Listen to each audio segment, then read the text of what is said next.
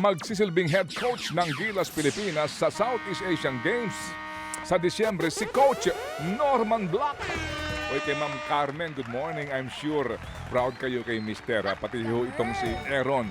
Posible ho kasing hindi available ang head coach ngayon na si Tim Cone dahil nga sa kanyang busy assignment. Opo, sa PBA pagsapit ng SEA Games. Dati na pong nag-coach ng pambansang koponan sa SEA Games si Black noong 2011 kung saan nakamit ng Pilipinas ang ginto. Malawak din po ang karanasan ni Norman bilang coach, lalo pat ilang titulo rin po ang kanyang hawak ngayon sa PBA at maging sa UAAP. Gaganapin po sa Thailand ang SEA Games mula December 9 hanggang December 20. Mabuhay! Balik aksyon sa susunod na linggo ang Philippine Women's Football Team at dedepensahan po nila ang kanilang korona sa ASEAN MSIG Serenity Cup. Bubuksan ang Pinas ang kampanya kontra Timor-Leste sa August 7. Gaganapin po yan sa Vietnam, bahagi ng Group B ang Pilipinas, kasama ang Australia, Timor-Leste at maging Myanmar. At samantala po naman makakalaban din po ng Pilipinas ang Australia sa AFC Women's Asia Cup sa susunod na taon. Nasa Group A po ang dalawang koponan kasama po ang world number 21 na South Korea at world number 68 na Iran.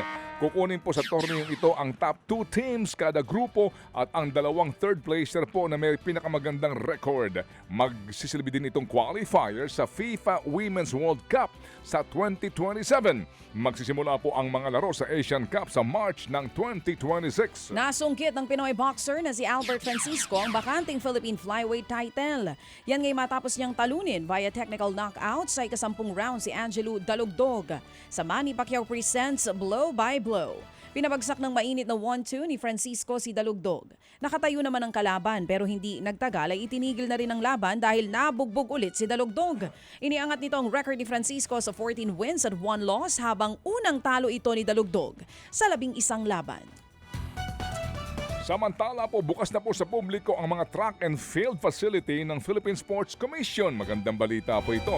Simula kahapon, makakatakbo na po ang publiko, ang sinuman sa mga oval sa Rizal Memorial Stadium, sa Maynila at sa PhilSports Arena Complex sa Pasig at sa PSC Baguio Teachers Camp. Yun, ito po'y libre mula alas 3 ng hapon hanggang alas 10 ng gabi. Mas maganda rito kasi nga sa kalsada, baka masagasaan ka pa. Ito po'y napakagandang balita po Mula daw po 3 p.m. hanggang 10 p.m.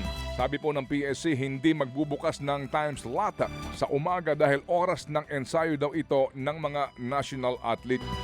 Ito po'y ating sunod rin sa direktiba ni Pangulong Marcos Jr. sa kanya pong naging State of the Nation address noong pong Lunes.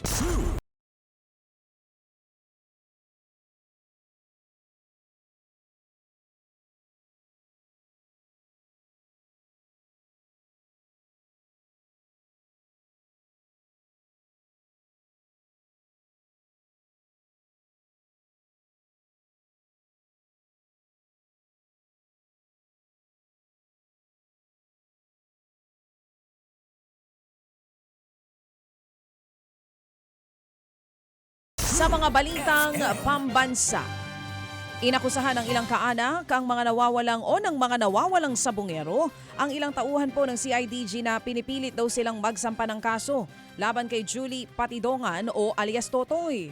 Ang kwento ng ilang kaanak, pinilit daw sila ng ilang pulis na palabasin na si alias Totoy talaga ang tunay na mastermind sa pagkawala ng mga sabungero. Pero nagbanta sila na hindi pipirma sa affidavit kung ito ang magiging laman ng dokumento. Nakarating na raw sa Department of Justice at DOJ ang paratang kaya agad nilang nirelieve ang hepe ng PNP-CIDG. Wala pa namang tugon ng PNP sa naturang alegasyon. Panibago namang buto ng tao ang nakuha po sa Taal Lake sa gitna ng paghahanap pa rin sa mga nawawalang sabungero. Ayon kay Justice Secretary Boying Remulla, kabilang sa nakuha ang isang bungo. Ipasusuri daw yan kung makakuha ito o ipasusuri pa yan kung makakakuha ng DNA. Sa kabuuan, 6 sa 71 butong nakuha mula sa Taal Lake ang nakumpirmang galing sa tao. Binubuo na rin ang salaysay ng bago at ikalawang testigo na ilalabas po ng DOJ. Kinumpirma rin ng Department of Public Works and Highways at DPWH na abot nga sa higit 430 billion pesos ang budget insertion sa ilalim po yan ng 2025 national budget.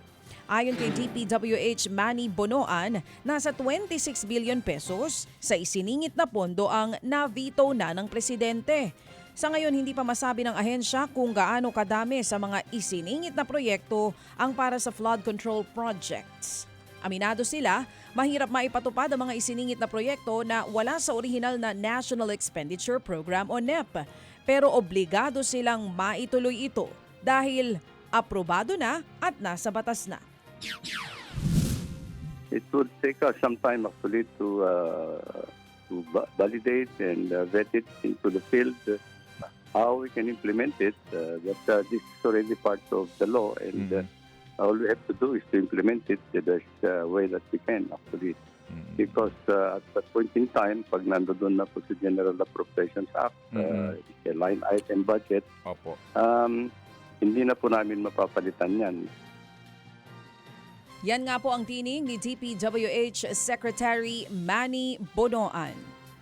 Kumpiyansa naman po ang DICT, katuwang Education Department, na malagyan po ng internet connection ng nasa 12,000 na pampublikong paaralan sa bansa. Ayon kay DICT Secretary Henry Aguda, kaya nila itong matapos bago po matapos ang taong 2025. Pansamantala lamang daw na antala dahil sa nagdaang masamang panahon. Pero kapag natapos na ito, magkakaroon ng access sa internet kahit ang mga eskwelahan sa mga pinakaliblib na lugar sa bansa. Yan yung mga tipong 2 bundok yung tatawirin mo, kaya 2 ilog ang lalanguyin mo. Saka yung mga isolated na isla. Yan po yung target namin. Kaya hindi na natutulog yung mga tao namin kakakapit po dyan sa mga yan. Yan nga po ang tinig ni DICT Secretary Henry Aguda.